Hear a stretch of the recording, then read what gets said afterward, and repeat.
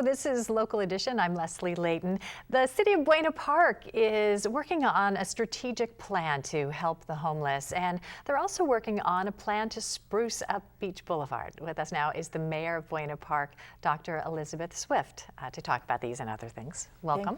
Thank you very much for having me. You've been concentrating on revising your strategic plan to help the homeless. Why was this important in the first place for you? Well, we noticed that we had an increase of homelessness in the city. We had constituents calling the city. We had people calling the police department saying, you know, we need help in this area. And so we figured we've got to do something. We were talking about homelessness at a council meeting. One of our council members, Art Brown, said, well, if you really want to do something about homeless, we're going to have to spend some money. And so we decided to spend some money. We needed to do this. We can't wait for Orange County, the county government, to do it all. They have plenty of homeless issues closer to their Hall of Administration and other areas.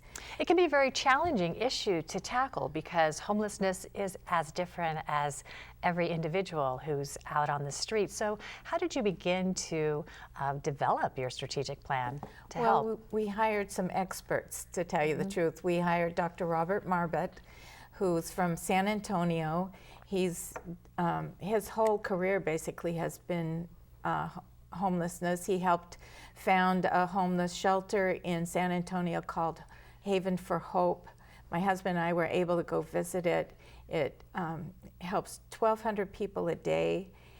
Anyway, we thought we needed to have his expertise. He came and did a 2-day assessment, gave us a report, and then we hired him occasionally to come back and help us with other issues. But 2 things he told us we needed to do were hire 2 dedicated officers, police officers, who are just dealing with homeless issues, who get to know the people that are out on the street.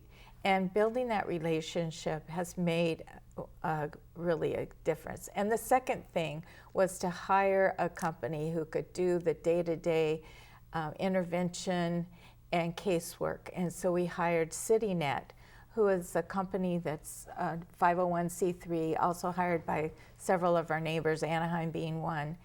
And we can work together because homeless people don't necessarily stay in one city or another. They move around, and so some that CityNet knows from one city, they also know in Buena Park. But those 2 things have been vital. And in about 18 months that we've had CityNet doing this casework, they have contacted 200 people on Buena Park streets, and 54 have already been moved into permanent housing. So that's a great victory. Another councilwoman, Virginia Vaughn, who's now our mayor pro tem, she and I went out one morning with CityNet at 4:30 in the morning, which is quite early for me, but we did a survey of who these homeless neighbors, we choose to call them neighbors because they are with us as neighbors, who the homeless neighbors are in Buena Park. And it was quite enlightening. Some had been on the street for years, one person 20 years. Others were young men needing work, and several had substance abuse issues. We met some that had some mental health issues, but CityNet is able to, again, like the police officers who are our liaisons, to build those relationships and people start trusting them, and we have helped so many. Some people have come to California thinking this is where they're going to, you know, make it and get a job, and instead they find themselves out on the street. So there's been several that needed help just getting back home. One family actually came from Massachusetts and couldn't find work, and they had no money to get back. And so CityNet always calls to the family members to see if really they have a safe haven back where they want to go. And when they're assured they do, then they get a bus pass to where they came from. You know, again, the root of homelessness, as different as the individual. Right. It seems that the easier part of homelessness is helping people who want to find a home find a home. And that's almost an impossible task, but that can be the easiest part, or maybe helping someone get a job. But how do you help people with mental illness or substance abuse problems? That seems to be a more difficult aspect of a city helping a homeless person. Well, and again, it goes back to building relationships. We had one man came to our city council meeting last month. He'd been out on the street for years. He was a veteran. He had drug problems. Building these relationships with both our police officers and CityNet, he finally said, okay, I'm ready to go in a program. He went through a detox program, and now he is a veteran. Now he's going to be moved into one of the new veteran housing called Potter's Lanes. They've built housing out of shipping containers. They put about 3 or 4 together as a house, and he's getting one of those. Well, it'll be great to reconnect in a year and see how things are going in the city. We certainly wish you luck on that. Meantime, Beach Boulevard is getting a facelift. It's the main artery going through your town. Tell us about what people can see now and expect in the future.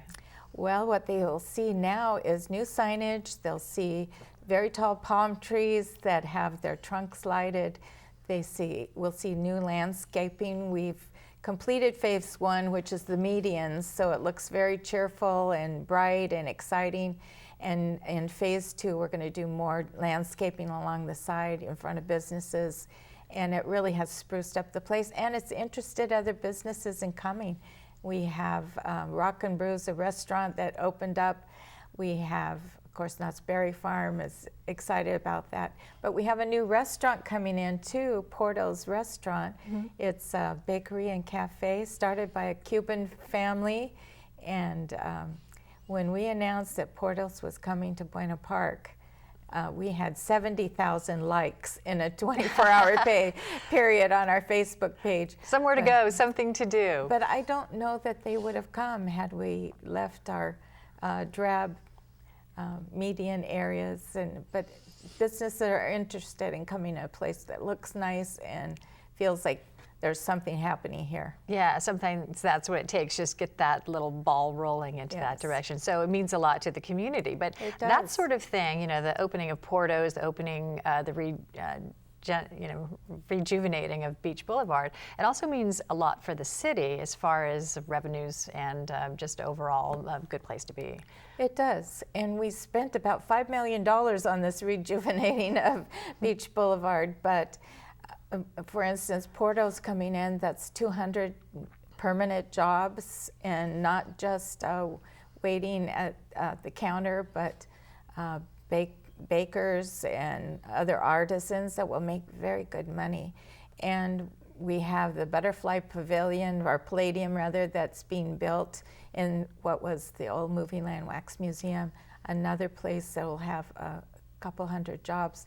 And again, I think it was partly us sprucing up Beach Boulevard, and we won an award for that from the Orange County Business Council for not only making an exciting place for businesses to come, but then when they are interested in coming, helping them go through the permit process in a very timely manner. Making them feel welcome. We want businesses to feel welcome in Buena Park. Dr. Elizabeth Swift, thank you so much for being here Thank you. today. Thank you for watching, too. I'm Leslie Leyton.